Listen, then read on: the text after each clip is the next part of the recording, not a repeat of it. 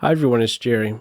I have a simple game to share with you from the 2016 Chinese Chess League. On the white end, the current women's world chess champion as of May of 2023, Ju Wenjun, and she's playing against Ruotong Chu. The play in this game feels almost effortless, and I believe a big reason for this is the rating gap between these two. It's significant. Ju Wenjun's rating is 2568, which puts her nearly 500 points higher than her opponent. It's these types of games I feel frequently carry with it a high instructional value. Let's have a look. d4, knight f6, bishop g5, the Trompowsky attack. Now, after a few more moves, we're going to see that this starts to feel very much like a Stonewall attack or even a Pillsbury attack. Okay, however you slice it, white is attacking in some way. From here, d5, e3. Simple looking moves to start, right? We could get to this position by transposition. Okay, nothing super special in this early going, securing the center on d4. We have a fallback square in the event of c4 now. All right, knight b to d7, f4. So this is where it starts to, for me at least, I start thinking about, oh, this is like Stonewall attack. This is maybe Pillsbury attack, looking to bring the queen over here.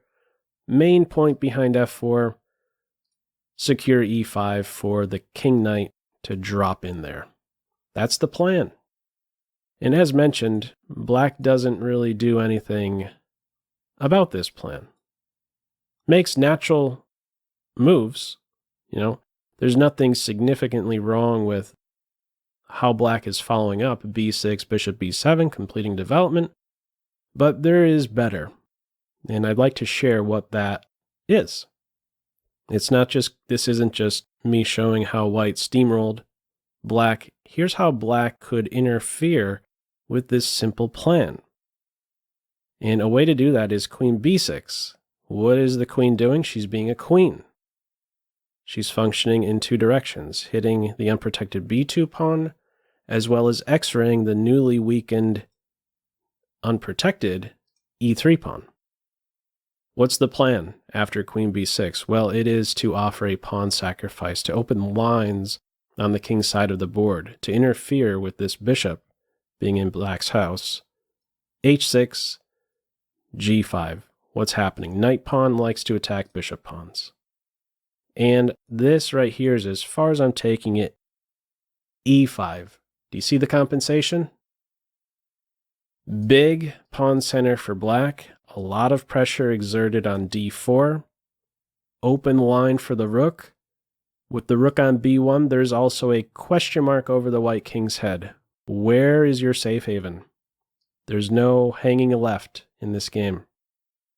You could also imagine this position with this knight more aggressively placed, meaning if it was deployed on c6, only adds to the pressure on d4. Okay, compensation, clear compensation for the pawn. Kicks off queen b6, h6, g5 is a nice reaction, worth looking into. From here, b6, knight g to f3, bishop b7, knight e5, and this knight is immediately captured. So this is where black starts to go wrong with this capture.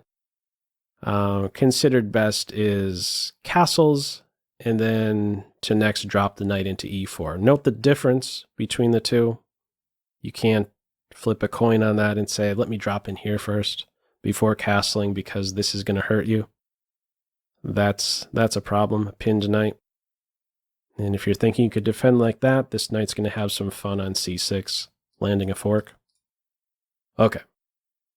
Castles, and then knight to e4 is a good continuation, but black takes on e5. No reason for white to now not follow the general rule of taking towards the center.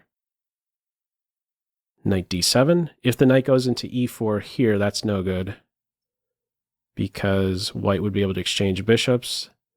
and then land a check on a4. And black must go uncastled. Queen d7 will lose the queen to bishop b5. So the knight has to hit the reverse button, goes to d7, dark square bishops are off, both sides are now castled, queen g4. And from here, f5. So we're only 10 moves away from this game being over. The big thing that sticks out to me about this position are the light square bishops. White has the better bishop. It's functioning along this diagonal. Well, first we get the capture, e takes f6 en passant. This guy here is functioning. This one, not so much. You could, in a way, say that it's functioning to a certain degree. If you drop a piece into e4, it's indirectly there supporting a jump into that square in some cases, but yeah, it's really a dummy piece in plenty of lines from this point on. Now, play by white in this game was not flawless. This point right here, there's an issue. There's a mistake. Queen g3 is played. And this gives black an opportunity to equalize, but it was not found. So I'll throw this to you as a pop quiz. How would you reply to white's last move? Feel free to pause the video. Okay, an excellent reaction to queen g3 is e5. And I believe this was maybe the intention white had behind queen g3. It was to watch over this e5 break. But e5 can still hit. Now, before I share the e5 variation, let me point out what is considered best at this stage. It is to go queen h4. This move actually does stop e5. e5 right now would run into this trick. The knight cannot take because the queen would fall. So, queen g3, e5 can be played. In the game, rook a to e8 is on board, but e5 is the best move here. Let's see why black can get away with that. First, let's look at the queen capture. Queen takes e5, queen takes e5, pawn takes queen. This square is now open. There's no queen guarding that, so knight g4. Black will get the pawn back shortly. Maybe even better to go after the e-pawns with the rook. Okay. The other line is to take with the pawn straight away. Black has this nice maneuver. For whatever the reason, this sequence of moves isn't, it doesn't come instinctually to me. So this was a one little detail that I took away from this game right here. One of the few details I took away, and this is the move knight h5. What's that doing? It's kicking the queen away from defending e5. And next, the queen is able to take the pawn back, defend the knight, and even target this half-dead pawn. It's even position. So this break was available straight away. Instead, black looked to prep it with rook a to e8. This allowed white the time to reposition the knight. Now this is not so easy to get in. Black insists on trying to get that move in with knight to d7, but now this is vulnerable. The pawn on h7, knight g5, and black must be very careful. If you don't have this guy around to defend your kingside squares, your light squares, playing a move like this, you would really be asking for trouble. In the game, g6 is played. If you're playing h6, the knight goes back, and now you have to deal with these ideas. Queen, bishop battery. For instance, if black gets e5 in right now, we can chop away and then play queen g6. No good answer to queen h7. We don't care about dropping a pawn. So, better is g6. And from here, rook takes rook. And the only way to try and stay in the game now as black is to recapture with the rook. In the game, knight takes knight is played. If you're taking with the rook, I want to at least give you a taste for how white can follow up from here. I like this idea to try and go after the knight. I'd really like to get this exchange in and then swing the knight into e5, and it's there to stay for the rest of the game. Great outpost square. If black tries to duck that, we could activate the pieces like this. Still, in all variations, this is the dummy piece. This guy is, active. Good versus bad bishop position. It's always tipping in white's favor here within the structure. Okay.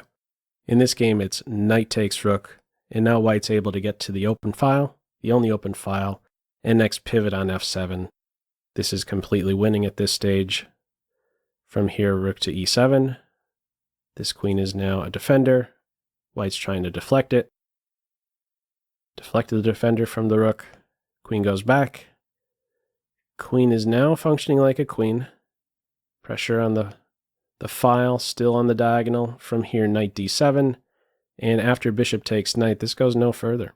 Black resigns. There's no good answer. Both recaptures on d7 are have a good reply to it. So let's have a look at both of them.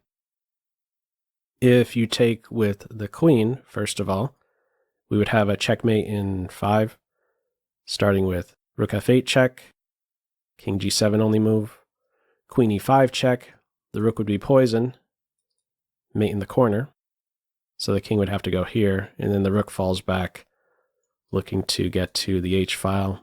This is the best way to prolong mate. King has to move forward, and we'd have check, checkmate. So the king gets hunted if queen takes bishop, mate in 5 if queen takes bishop.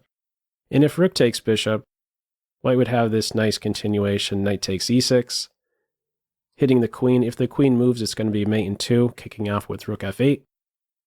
For example, this one here, rook f8, queen takes rook, queen takes queen, game over. And if in this position you capture the rook, white has a nice sequence here. You could take on f7, which sets up a perfect fork, and the bishop is tracked down. White wins. So it goes no further. After this last move, black simply throws in the towel. So anyhow, feel free, as usual, to leave any feedback to this video in the comment section below. I hope you enjoyed it and maybe took a thing or two away. That's all for now. Take care.